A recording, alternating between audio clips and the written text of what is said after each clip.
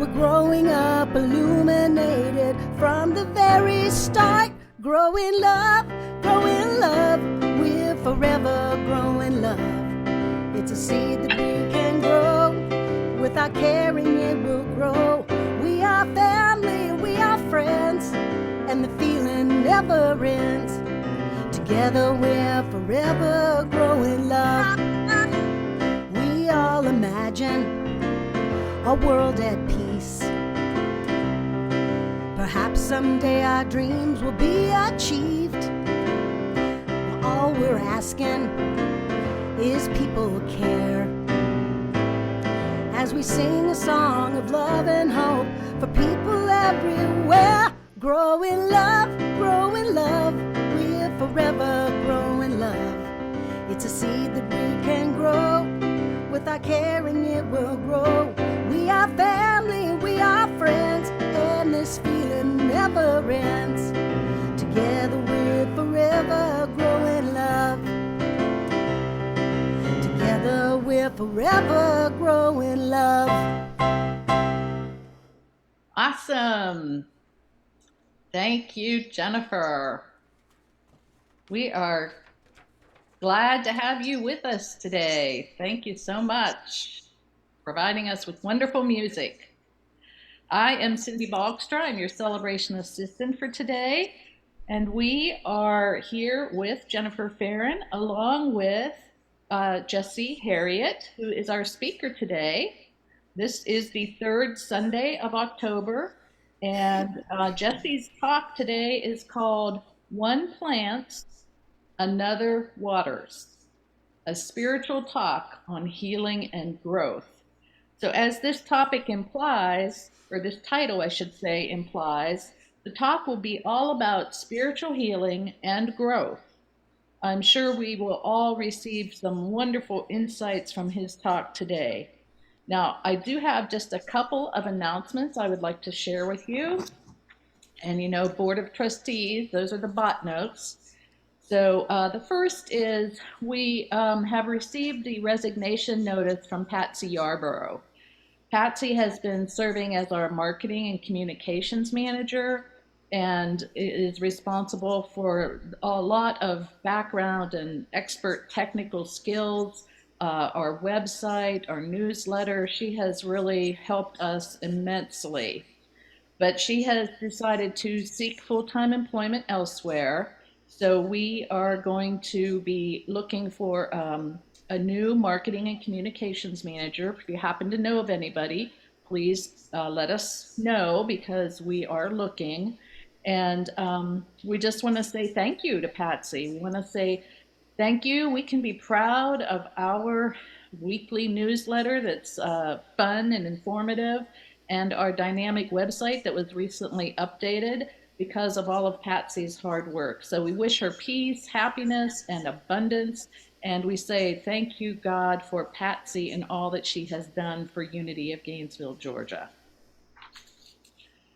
So with that, I'd like to point out the fundraiser progress for the HVAC system. You'll see our thermometer, and look how much it's grown. Holy moly. Wow. We are now able, let me get my notes here, but we are now up to $8,000 from contributions, generous contributions from our congregants. And so we say thank you for our spirit of abundance and generosity. The love for our church home is just being expressed beyond measure. Now, what we can do is use $4,000 out of our maintenance reserve account, which would leave us barely $1,000 left, and go ahead and use that money, add it to the $8,000, and that is enough for us to go ahead and get started with replacing the compressors that need to be replaced for the HVAC system. But in terms of being good stewards of our finances, our goal really is to keep those maintenance funds intact. Those reserve funds are very helpful. As we all know, whether you own or rent, things happen, right? So you want to make sure that you have reserve funds available. So we would rather build rather than deplete our financial stability. Many of you know Catherine Ponder, and she stated, prosperity is omnipresent, and you cannot impoverish yourself by giving. It actually opens the way for you to receive. So, kind of a different way of thinking about giving. So, thank you, everyone who's contributed thus far. You've been so generous. You've dug deep into your treasures, and we are trusting the law of abundance along with everyone else. You are the expression of love for Unity of Gainesville. So, thank you so much. We are well on our way. Next announcement, just be sure to check the website. You know, all of our things are all of our events are in the calendar. It's new and improved. We're still tweaking it a little bit. Patsy will be with us till the end of the month, so she's still taking suggestions. If you see something that's not working or that needs to be fixed, please let us know.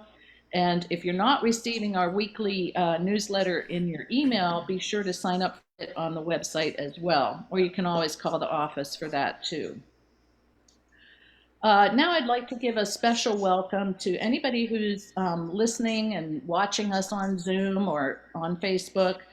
For anybody who's with us for the first time, this time is the offering that I get to provide in terms of sharing what I love about Unity of Gainesville. And I thought long and hard about that this week because we had several board discussions. We, of course, had the fundraiser going on. We had several other things that were rather pressing, so it was a busy week. And I think a couple of things just really stood out. One was our creativity.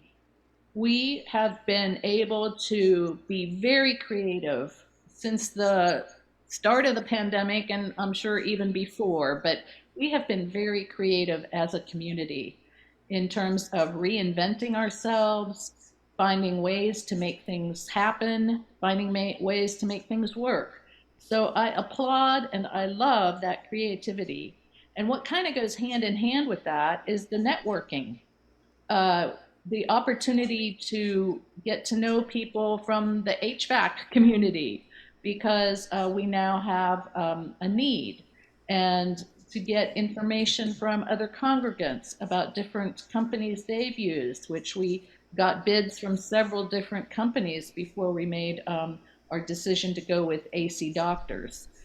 So that networking, that creativity, that constant desire to be present and to be in the moment has served us very, very well. And so I say thank you to everyone in the Unity of Gainesville community and beyond. Now, Jennifer, I think you have another presentation for us called Seeds of Light, and that's by James Meehan. Is that right? That is correct. All right. It's one of my all-time favorite songs.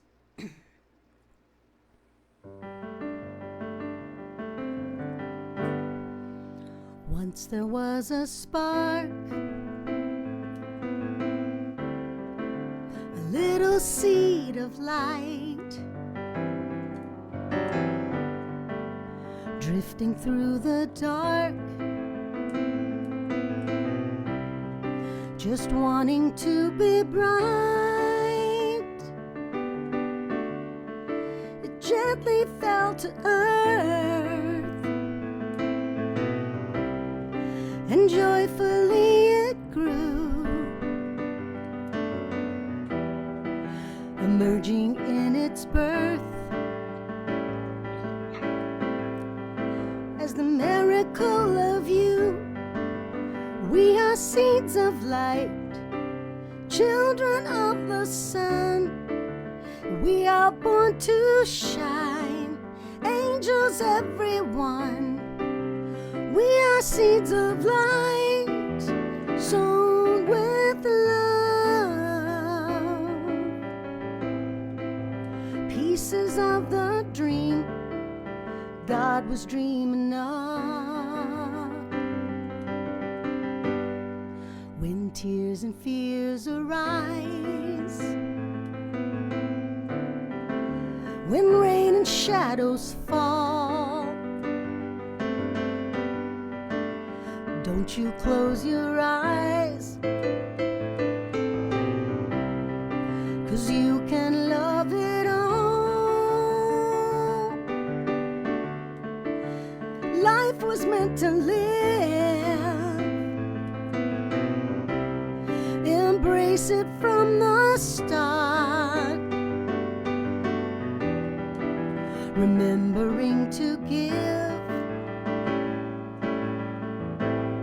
that spark inside your heart. We are seeds of light, children of the sun. We are born to shine, angels everyone. We are seeds of light, sown with love,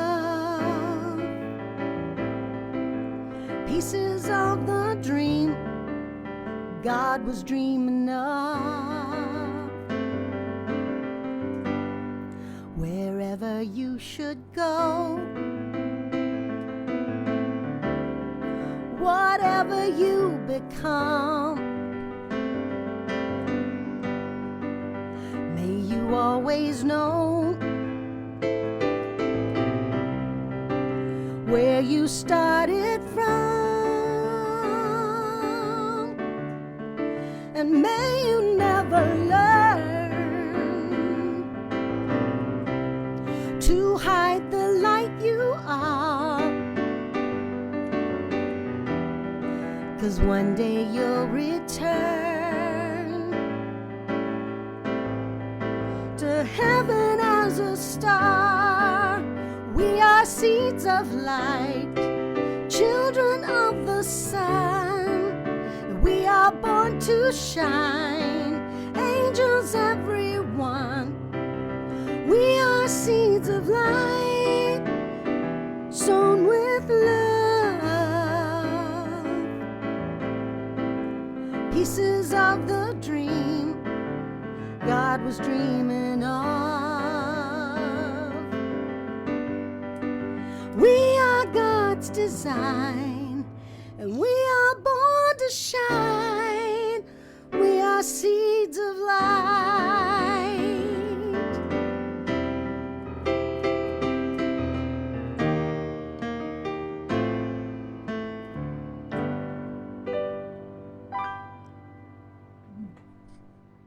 Beautiful, beautiful. Thank you, Jennifer. Beautiful song. So today we are going to go ahead with the daily word, but I'm going to be reading it today instead of one of the chaplains. We're just doing a slightly different format today. So today for the daily word, it's world peace. I am a peaceful presence to all. So keep that in your thoughts as I read the daily word. Peace in the world begins with me. I consider it a sacred responsibility to respond to all people and circumstances peacefully. I forgive myself for those moments I am less than peaceful and quickly return to the peace of God in my heart. I am a living expression of God, just as all people are. My tranquil bearing inspires peacefulness wherever I go and with everyone I meet. Each day, I join like-minded people everywhere in a renewed commitment to be a presence of peace. I give thanks that as each of us communicates God's love in our own unique ways, peace and harmony are established in individuals, in families, in neighborhoods, in communities, and among nations throughout the world. And from 2 Corinthians 13:11, put things in order, listen to my appeal, agree with one another, live in peace. and the God of love and peace will be with you. And so it is. And we say, thank you, God. So we have wonderful prayer chaplains and a team of powerful prayer pals available to join in prayer for you and your loved ones. Just call the office or send a request to our church email address. You can also use the free youpray.com app on your cell phone or your smartphone. So we do want to pray with you for the good, the bad, the ugly, the happy, the sad, any concern that might be on your mind and your heart. If you will now, please join with me in praying over the requests which have already been placed on our prayer list. You may softly speak the names of those that you would like to include in this time of silent prayer. Just make sure that you are muted.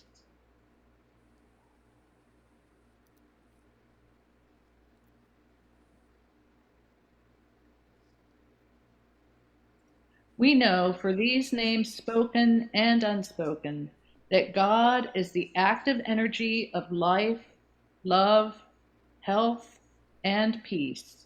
As we release these prayers to the energy of the divine, we know and affirm that all is working for the highest and best in all conditions.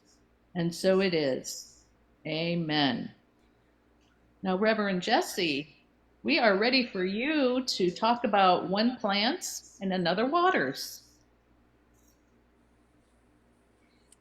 Good morning, everyone.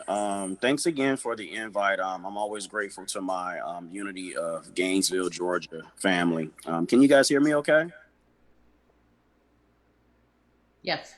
Okay, great. Yeah, I'm always grateful to my Unity of Gainesville, Georgia family. One of the things that I've learned just in this spiritual journey is just to make family everywhere you go. And it's a very basic kind of mantra, but I think that the basic stuff is what we're missing. We've spent so much energy on being philosophical and being smart and trying to be witty and trying to be clever and reach all these lofty spiritual heights. One of my favorite books by Aldous Huxley is Opening the Doors of Your Perception. And it's about expanding the mind. And Aldous Huxley, for folks that haven't heard of him, comes from that our LSD ancestors, if you will, who helped to pioneer experiences. And of course, there's a cost that was paid for those experiences, but they helped to pioneer this awareness in the West that was already coming over from the East. That we're limited sometimes in our capacity and limited in our thinking.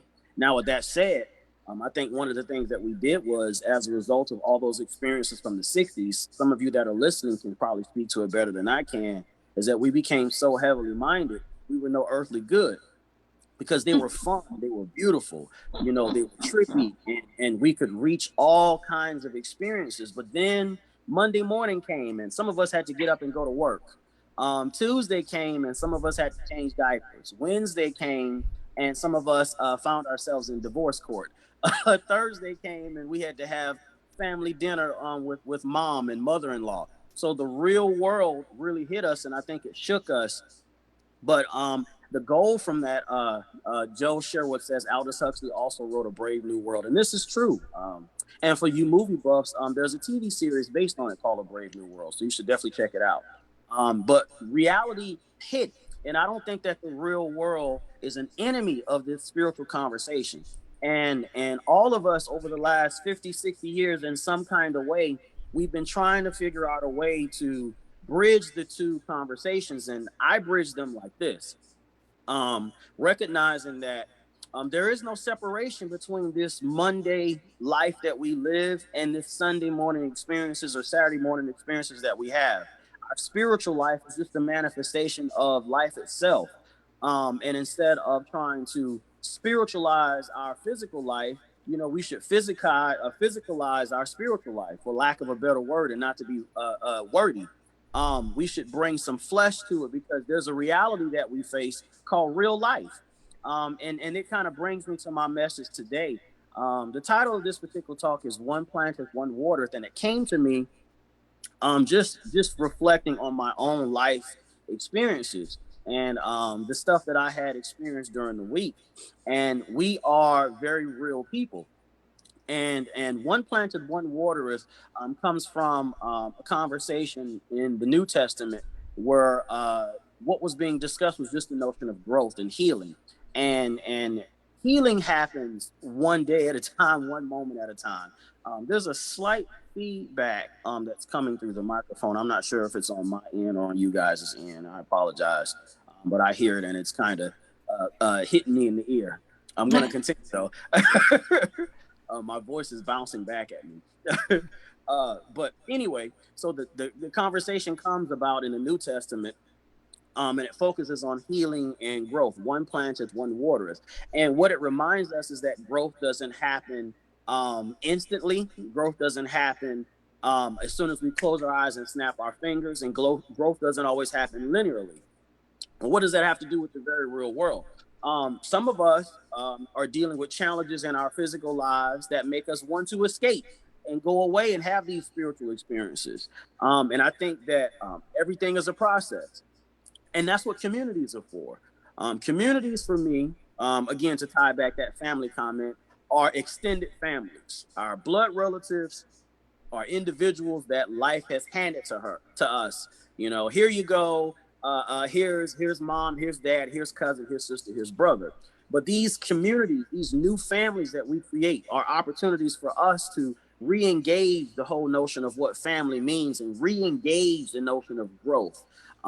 It's also a chance for us to carry out what Dr. King called an experiment called the beloved community. Now, many times with communities, instead of reflecting the beloved community, we end up creating a model that reflects the worst of the cities that we live in. And just to kind of put some flesh on that, instead of us mirroring love and kindness and compassion to each other and what actual growth looks like. Because again, many of us think that growth is me reading a book, me listening to a Sunday morning service, and all of a sudden I'm going to shoot up and I'm going to be wonderful and things are going to work out well. And growth happens over time.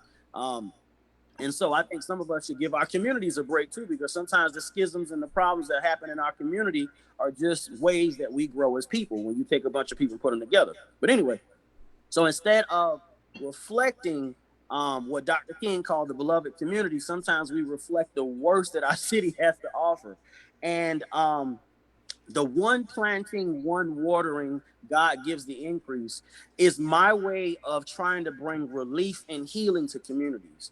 I'm sure you guys have seen, even in your own families, that things are falling apart. You know, communities are breaking down, they're changing gears, they are going in different directions, but the changes that happen in our lives aren't necessarily signs that things are getting worse. Sometimes these changes happen over time because things are getting better. Just because communities shift or individuals within a community shift and decide to go in a different direction, it doesn't mean that that direction is wrong for that community. And oh man, that feedback. That feedback is hitting me in my ear, man. Um, but just because communities decide to go in a different direction, it does not mean that the community is going to dissipate or things are extremely bad or things are breaking down for the worse. Healing happens over time, growth happens over time, and sometimes things have to break down in order to build back up in a new way. And it's a rather simple idea, but again, we spend so much time being philosophical and being cute and being smart and being witty, we have forgotten the very basic things, the glue that hold us together. We've shaken off our Monday morning selves in order to put on this mask called spirituality, called Sunday morning self. And I think all of that is problematic. What we have to do is we have to remember that at the end of the day, when we're talking about community and the beloved community, we're talking about people.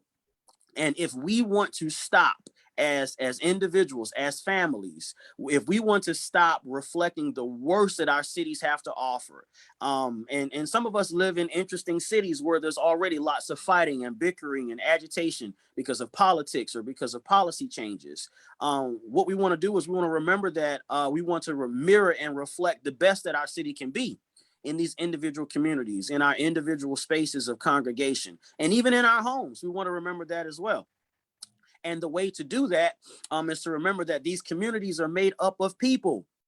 So instead of learning to become more spiritual, we have to learn how to people all over again. We learn to do that again. Let me just reiterate. We learn to do that by one, knowing that growth happens over time and things do take time. And two, we have to learn how to be kind again and compassionate again. So let me put some flesh on the first one. Growth happens over time. If you were to plant a seed in the ground right now, you can't go back tomorrow expecting a flower to blossom. It has to be rain. It has to be nurtured. Cindy reiterated, growth happens over time. This is true. Rain has to happen. The natural processes of life have to happen. The seed has to lose sometimes its outer shell, and things happen. It's the same thing with people. We don't give people enough credit. We don't give people a chance. Because we're impatient people. We live in a society where we can push a button and things happen. And check this out. We live in a society where we can swipe left or swipe right and change people out of our lives. We can swipe left and bring you into our life, and we can swipe right and pretend that you never existed. We can hit a button on a profile and you're gone. You've been deleted. You've been erased from our lives. And this is good in some instances, but what happens is we lose our personhood. We lose we lose the naturalness of life. We lose the organic quality of life. And then we forget what it's like to be human, and we forget what it's like to actually have a conversation and deal with people. Now, let me pause there. I am not advocating, taking abuse. There's some people that need to get the boot and get up out of our lives and our spaces. But when we take our times and we get back to what's natural, and we get back to what's real, and we get back to patience, and we get back to the basic building blocks of human existence. We get back to the basic notions of what it means to be in a relationship with someone, the basic building blocks of what it means to sit across the table from someone that's different than you. You might have a beard and I might not. You might be of a different nationality that I'm not. You might be of a different culture. You might be of a different persuasion. You might have a different idea about how things can work. Bishop Carlton Pearson, one of the pioneers in this whole conversation about spirituality and getting along and transitioning philosophical ways of thinking and being, says that we don't have to what does he say? He said we don't have to go along to get along. In other words, we can go in the same direction and we can agree to disagree, and we can focus on the notion that we have more in common than different. So our differences don't keep us divided. We focus on our sameness. Joe Sherwood says we are always modifying our avatars. And this is true.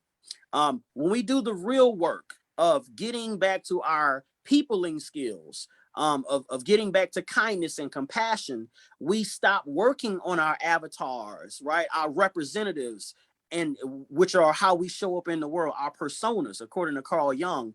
And we get to the core of who we are, which are individuals, right? Our spiritual practices don't define who we are. Who we are comes out and manifests in a variety of different ways. Our spiritual practice, just because I meditate, it doesn't mean that I don't have anger issues. Just because I read spiritual books, it doesn't mean that I have a hard personality. I have this outer layer of crust. Like these tools are great tools, and their job is to work on me. But while I am working on me, have patience with me. Have patience with one another. Check this out. Adam Phillips, and I posted the quote today. And this is a really good quote. And Adam Phillips And a co-writer of his wrote a book entitled On Kindness, and it was just talking about the notion of kindness and a bunch of different things. Adam Phillips is a psychoanalyst and a therapist. He says that it is the kindest thing that we can do is see people as they are, not as who we want them to be. And if we remember that, it's easy to be loving. It's easy to be patient. It's easy to practice compassion. It doesn't mean that I'm going to be face to face all the time with the coldest, hardest, toughest person in my community. I might have to love them from a distance while God is working on them. But if I can see them for who they are and how they're showing up and what they are being with today, it's easier for me to love on them. It's easier for me to work with them. It's easier for me to hold the light for them. It's easier for me to model and mirror ways of showing up in the world for other individuals that are working with people that have harder personalities and that are tougher to deal with. Right.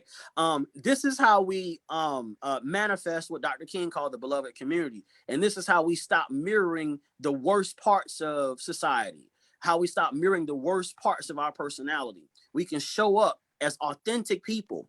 Authentic people aren't just one way. Authentic people aren't just individuals who smile all the time. There are a variety of human emotions that cover a variety of spectrums, you know. When we bring the fullness of who we are as people and as persons into the conversation, then we can work. I know what it is to be a human, to love, to laugh, to cry, to be sad, to be happy at times. And you know this. So when I see you exhibiting a different kind of emotion, I'm not going to automatically throw you away. No, I'm going to hold the light and hold the space for you until you are able to work through that thing. I'm going to be with you, and I want you to do the same for me. This is what we do in families. And so communities are a different type of family. We throw away these ideas of who we think people are, and we see people as they really are, because we're talking about real people. You can reach out and touch me. You know, one of the greatest disciples in the New Testament is the Apostle Thomas. You know why? Because he was willing to challenge and speak and say the thing that was most obvious. All of the disciples were in pain at the execution and assassination of Jesus. They were all in pain. They were all upset. They were all agitated. They were all distressed. And they gathered together in a room, according to one of the stories. And Jesus passed through a wall and said, hey, you know, hey, guys, here I am. And they were all doing their thing. And Thomas was like, you know, well, wait a minute, hold on now. I know y'all are happy or whatever, but let's be honest. You know, we got the police looking for us. The Roman soldiers, they're looking for us. If you are Jesus, then let me see your wounds. Let me stick my finger in your wounds. Thomas was called Thomas Didymus, Didymus meaning the twin. And so the twin side of faith is doubt. And so by making room in that story, the great story maker who decided to pen this conversation, he or she or they expanded the notion of what it means to be a human. Doubt leading to faith. That's a beautiful story. Until we make room for all of the human experience, we're going to always have trouble with people, because we're going to only expect people to be one way. And when we do that, we isolate ourselves. We push good people away because they doubt, because they have questions, because their personalities are different. And so we misunderstand the principle. The principle is love you one another as I have loved you. And loving people can be hard because we have to remember that when we're loving people, that notion of being patient and being kind and being compassionate, all of those things go along with it. And we have to expect the same for us.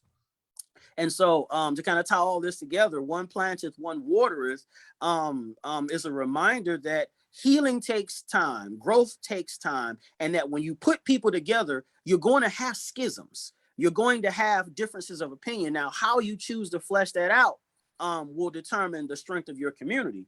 When you remember to come back to love, that the person that you're sitting and says, tell them you can't fool me. I see through you. This is true, Miss Hammer. I see through that smile. I know what's going on. I see those bags under your eyes. I know you hadn't had a chance to get some sleep yet, but you know what? I ain't going to call you out on it. I love you so much, I'm not going to pull your card, because if I snatch your card or if I snatch your mask off, you might not be ready for what's underneath that mask. So I tell you what, I'm going to hold a space for you, and I'm going to be with you until us being together causes you to naturally drop that mask off, because you'll come out of your shell. Because we're coming back to love. Like Marianne Williamson's book, A Return to Love, when we remember that the person that we're looking at is someone that we were in covenant with, that we decided to build a family with, that we decided to engage in the same practices with, when we return back to those things that have tied us together in the first place, it's not easy, but it becomes easier. So communities that practice that come back to that, right? After Sunday morning, there's a Sunday afternoon conversation about budgeting, or you're sitting across the dinner table from your family and you just had a wonderful meal. Now you're talking about bills. And when those hard things come into conversations, instead of mirroring the worst of society and the worst ways of doing it, we remind ourselves that I love this person. Yes, what we're talking about is going to be difficult right now, but I'm going to approach this difficult circumstance in a way that's humane. Thomas More, who wrote a book entitled Ageless Soul. I love Thomas More, love his work. His work changed my life. Thomas More says that whatever we fight against becomes an enemy. And whatever we take the time to get to know becomes a friend. You can make an enemy out of someone that's not your enemy, because you choose to fight with them instead of partnering with them.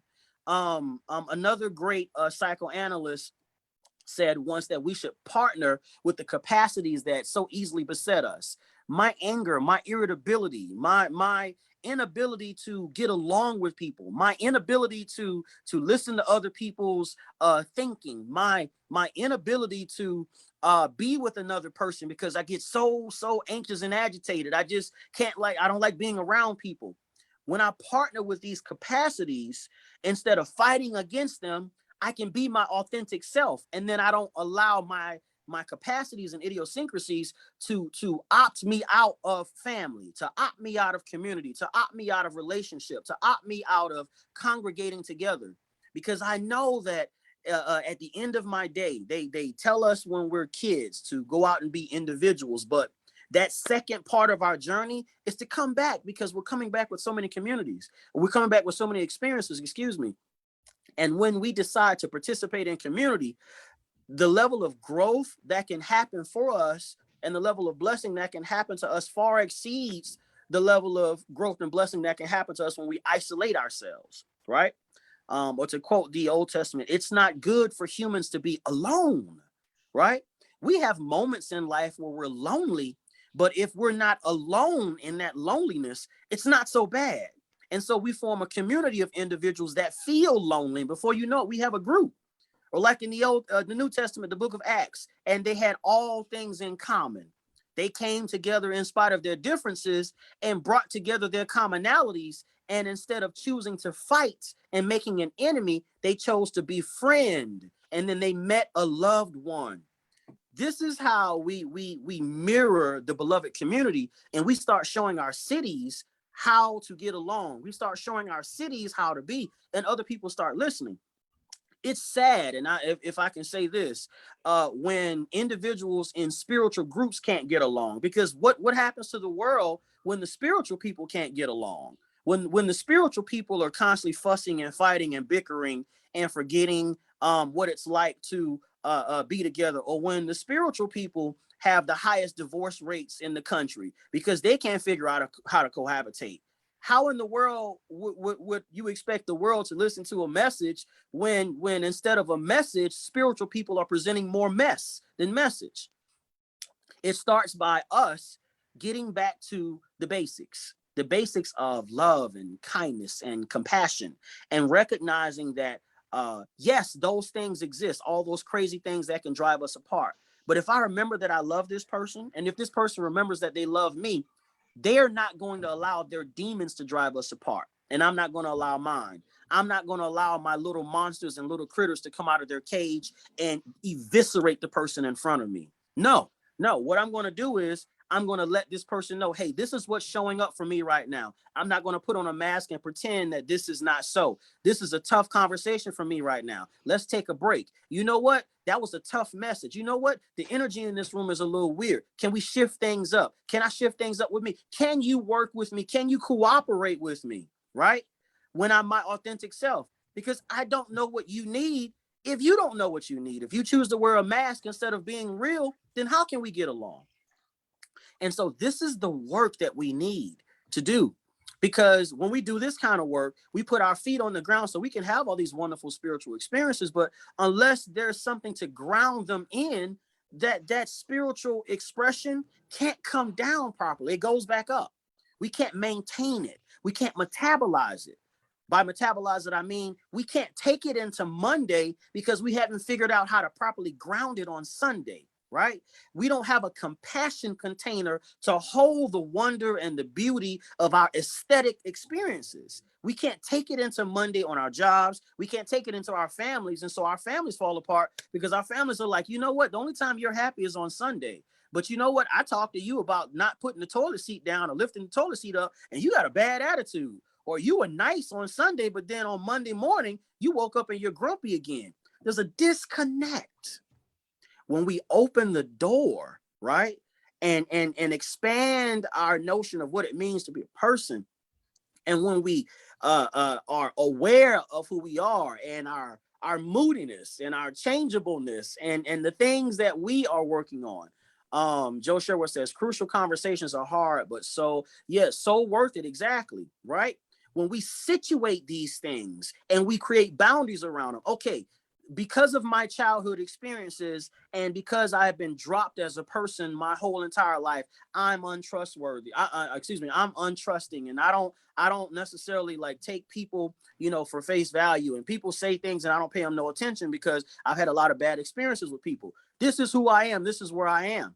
But if I let you know this, then you'll be more aware of how you show up and how you move. And you let me know what it is that you need in your experiences, what has happened to you. And then between the two of us or the four of us or within our communities, we can be mindful of each other's hurts and pains so that we won't accidentally wound each other. And when we do wound each other, we're quick to apologize. And we don't do that thing again. The basics, like children. We have to learn how to play in the sandbox in our families and also when we come together in communities, because this is how we heal. And then when we do that, guess what? We don't take the changes that happen within communities personally. We see the breakdowns and we see things happen and we see different things move around, and they don't trigger our inner monsters because these inner monsters are in check.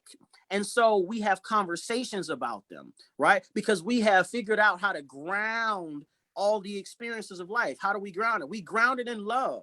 Okay, I know that they are making these changes not to punish me, or they're not making these changes to punish us, or we're not making these changes to punish anyone else. We're making these changes because they are necessary for our growth. So these changes might hurt now, but they're going to be beneficial later on. This is a real personable person-to-person kind of conversation. Because at the end of the day, spiritual or not, regardless of the label, we're dealing with people. We're dealing with people. And this is why some individuals have more fun and more freedom, and they feel more loving in non-spiritual groups. Because when we take off these masks and we really get person to person, people to people, and start working with individuals, it becomes easy. So spirituality isn't something that we have to do. It's what we are. So the real work is learning how to ground these things, how to be good humans, how to be good people. And then our spiritual life will automatically blossom because that energy is grounded and it's coming out of a pure source. And so if I can kind of bring this conversation to a close, one planteth, one watereth. Yes, God gives the increase. And it's also a reminder that we don't have to do everything, right? That when we do our part, life does its part. And so those two parts come together and they become whole. But I want to encourage everyone that might be listening to this, that might be going through schisms and rifts and changes in communities and in families as a result of COVID or before COVID and all that stuff, to give yourself a chance and give people a chance. And remember that at the end of the day, regardless of the labels, we are dealing with people. And if people are willing to try and you are willing to try, you can, in fact, mirror what Dr. King called the beloved community and not mirror the worst of what's going on in your cities. Thank you guys for listening. And now let's just relax into a space of meditation and peacefulness.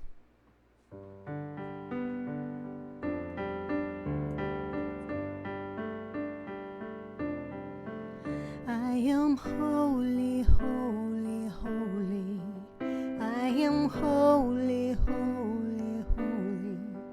I am holy, holy, holy. I am whole.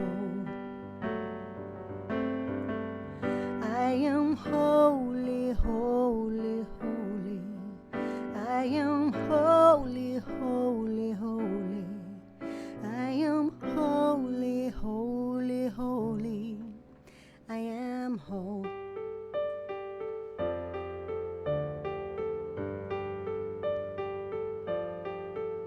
We are holy, holy, holy. We are holy, holy, holy. We are holy, holy, holy. We are whole. We are holy, holy, holy. We are holy, holy, holy. And together everybody, yeah, we are whole. We are whole. We are whole.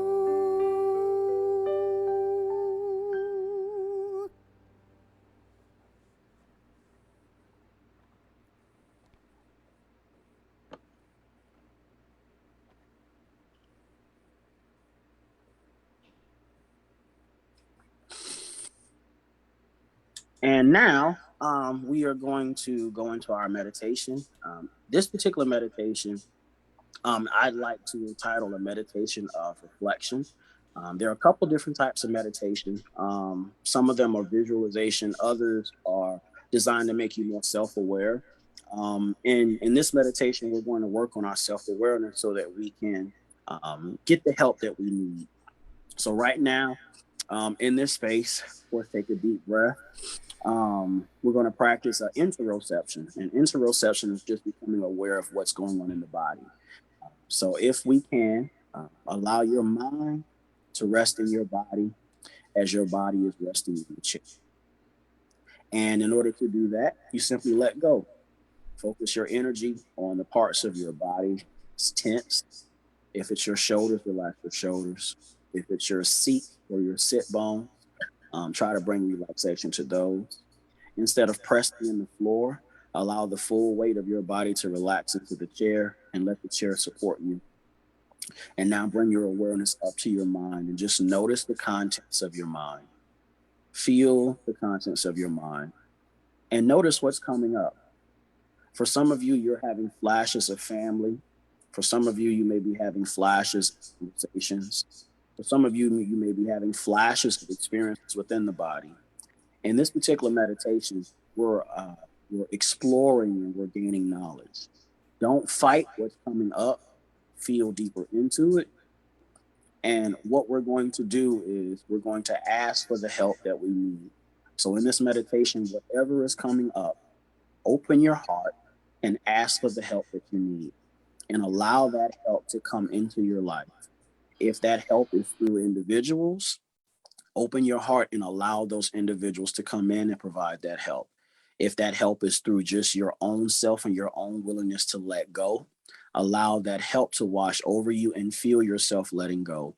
If that help is through community, allow yourself to surrender to the notion of I need community, I need family, I need friends, so that as community, family, and friends show up in your life, you are more willing to open that door, have that conversation, have that lunch, have that cup of coffee, knowing that at the end of the day, whatever comes up is coming up because it needs to be healed. And instead of forcing it and pushing it away, we acknowledge it, we see it, and we know that there is healing for it. and we know this to be true, we ground this experience in the awareness that we are love and we are whole. Take a deep breath, come back to the room. So it is.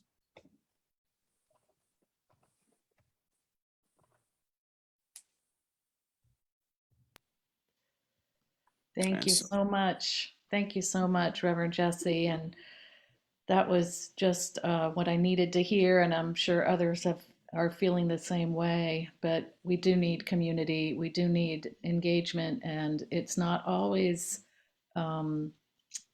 what our first perception is. We need to remember who we truly are deep down, that we are love and we are the Christ expression. So sometimes it's hard to get to that point, but it is so worthwhile in the end. So thank you again, Reverend Jesse, and thank you, Jennifer, for our wonderful music. I do want to let everyone know that next week's speaker is Reverend Jim Rosemergy. Reverend Jim has been in the Unity movement for a long, long time and has led many different churches and is willing to do an occasional talk for us via Zoom. He lives up in the Blairsville area now with his wife. And our musician next week will be Deborah Lynn Rodriguez, who has not been with us for quite a while, but we are going to be very happy to see her back. And she also provides just awesome musical experiences for us. So at this point in time, I'd like to ask for us to look into our treasures and be generous with our financial love and support for this spiritual community that we call home. You can use your smartphone, you can text and give, you'll see the number on the screen. You can use the donate button on our website.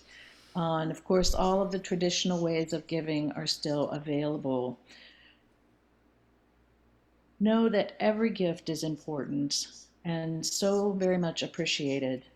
The energy of your sacred gift carries us forward and helps Unity of Gainesville make a difference in people's lives. Now, the prayer for today is divine love. If you will hold your gift over your hearts and let us together set the intention for our giving. Divine love, as me, blesses and multiplies all that I choose to give and all that I am open to receive. I give in love and receive in abundance. Thank you, God. I am and we are so blessed. And Jennifer, I think you have a little bit of music for us as our contributions come in. I do. Normally I sing, I am creating my highest good. But since Reverend Jesse today was talking about community and coming back out into society as we all emerge from our little cocoons we've been in, I'm going to sing, We Are Creating Our Highest Good.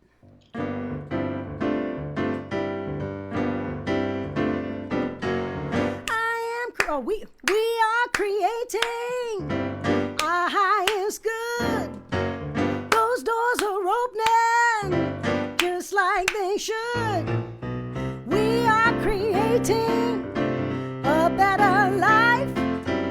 We make up every day and everyone is nice.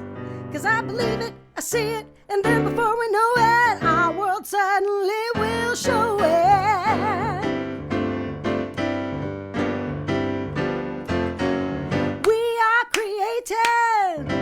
Our highest good. As we take new roads, it's understood. We are creating our happiness. We try to catch it all as it goes flying past. We believe it, we see it, and then before we know it, our world suddenly will show it.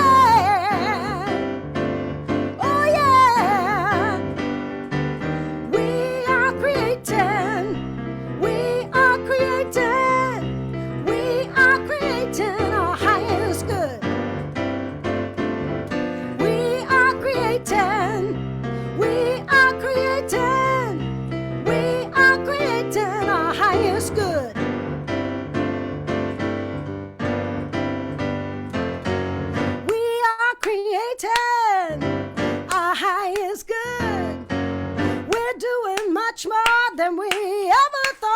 could.